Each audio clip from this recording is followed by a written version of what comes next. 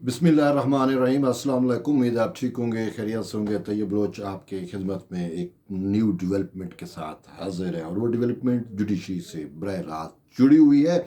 और डेवलपमेंट ये है कि जैसा कि आपको इल्म है कि आज सुप्रीम कोर्ट बार एसोसिएशन के सालाना इंतखाबात थे, और इन इंतखाबात में दो ग्रुप, एक को अब हामिद खान ग्रुप कहते हैं जो पीटीआई का ग्रुप है, पीटीआई की हिमायत याफ्ता है। हामिद खान पीटीआई के सेनेटर है ना, तो वो अदलिया तहरीक, अदलिया बहा, वो वही समझ गए हैं। ठीक है, इमरान खान की हकीकी आज़ादी वाला ग्रुप, ये वो ग्रुप है जिसमें जजेस भी हैं, जिसमें वकला भी हैं, जिसमें बार एसोसिएशन में कुछ उनका इक़्तिदार भी है, ये वो ग्रुप।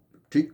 दूसरी साइड पे आसमा जहांगीर का ग्रुप था, ग्रुप है, आसमा जहांगीर साहबा नहीं है, लेकिन अब उस ग्रुप को एहसन पून साहब, या आप कह सकते हैं कि आज़म नज़ीर तारड़ साहब जो है वो इसको लीड कर रही हैं या चला रही हैं। ठीक है, तो तारड़ साहब का जो ग्रुप है उसने सुप्रीम कोर्ट बार एसोसिएशन के इंतखाबात में मैदान मार लिया है, यानी कि जो एस्टेब्लिशमेंट मुखालिफ बयानिया था उसको ठुकरा दिया। 26वीं, ये एक किस्म का रिफरेंडम है, वकला ने अपने रिफरेंडम का इजहार कर दिया है। 26वीं तरमीम की भी उन्होंने तौसीक कर दी, उन्होंने 27वीं तरमीम की भी अब तौसीक कर दी। ये कुछ यूट्यूबर्स ये परसेप्शन बना रहे थे कि अगर आप चाहते हैं कि 26वीं तरमीम रोल बैक हो, अगर आप चाहते हैं कि 27वीं तरमीम ना आ सके, तो आपने जितवाना है हामिद खान ग्रुप को। हामिद खान ग्रुप के जो हैं वो तौफीक आसिफ मैदान में थे, और उनके मुकाबले में हारून रशीद दोस्त हैं हमारे, पाकिस्तान बार कौंसिल के वाइस चेयरमैन भी रहे, तो हारून रशीद मद मुकाबिल थे।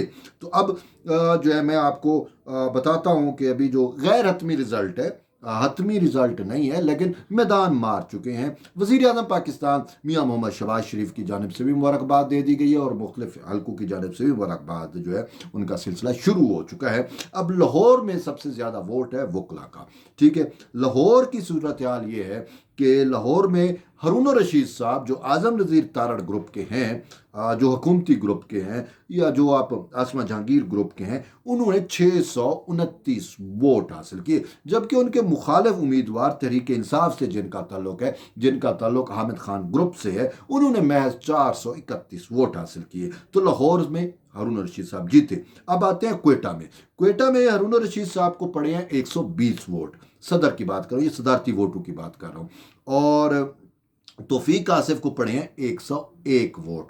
तो यूं 19 वोटों से हारून रशीद साहब क्वेटा से भी जीत गए, मैदान मार लिया।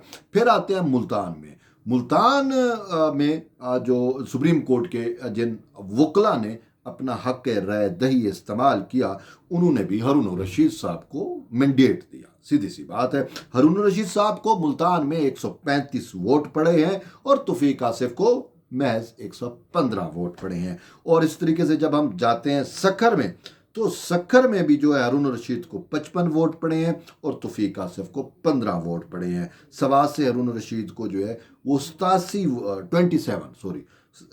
वोट पड़े हैं, और तौफीक आसिफ को 23 वोट पड़े हैं। बन्नू से हारून रशीद को 25 और तौफीक आसिफ को 5 वोट, यानी कि खुद केपीके में भी तहरीक इंसाफ जो है वो अपना उम्मीदवार को वोट नहीं दिलवा सकी।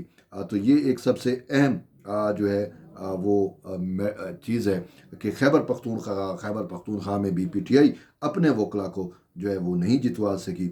इसी तरीके से ये गैर हतमी नताइज हैं, अभी इसमें शायद कराची का मिसिंग है, लेकिन ओवरऑल जो हम रेशो देख रहे हैं, हर जगह से जो रिज़ल्ट आया है वो तो आया है हारून रशीद के हक में। सीधी सी बात है। और कराची में बड़ा शोर था।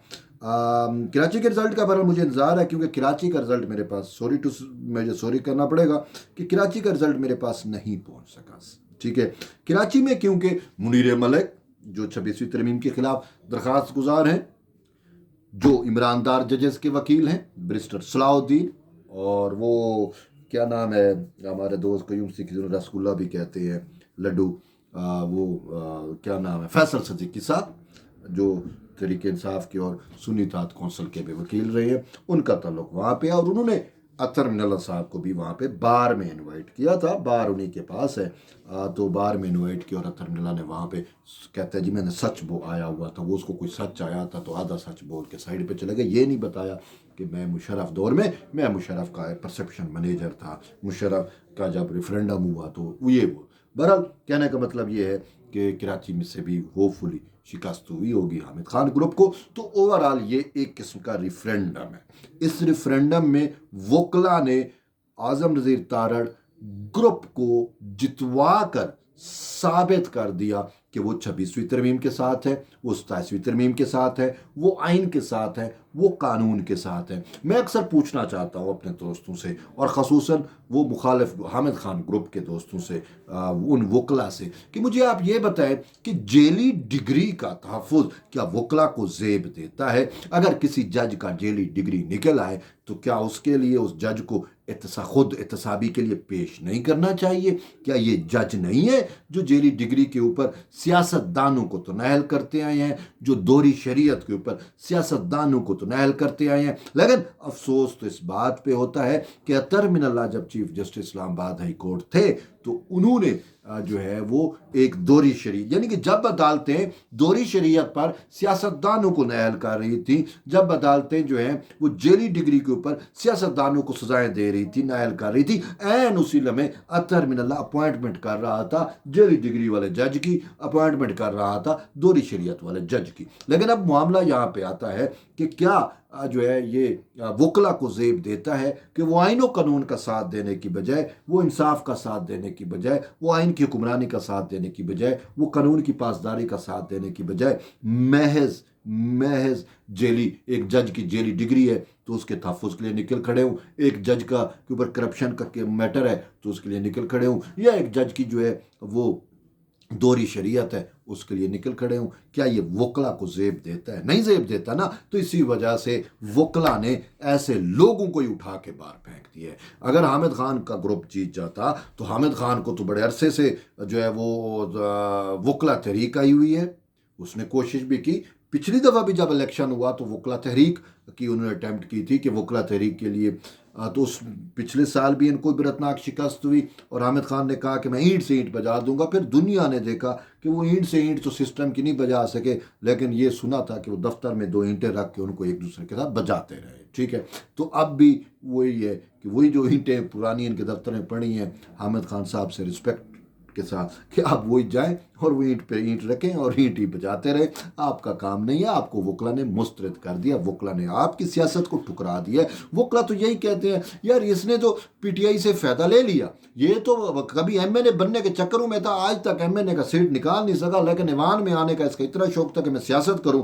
تو سیاست تو یہ کر رہا ہے کہ سینیٹر تو پی ٹی آئی نے بنا دی ہے، تو اب ہم کیوں خام خواہ جو ہے اس کے لیے استعمال ہوں؟ بات یہ ہے. تو بہرحال تبھی شاید اسی وجہ سے وکلا نے اپنے حق کے رائے دہی کا استعمال کرتے ہوئے آئین کو فتح دی، قانون کو فتح دی، جو ہے وہ 26ویں ترمیم کو فتح دی. بہرحال یہ فتح یاب ہو گیا ہے پورا گروپ اعظم تارڑ صاحب کا، اور شکست خوردہ ہوئی ہے تحریک انصاف اور ان کے جو تحریک انصاف اور پھر ان کے جو وکلا ہے.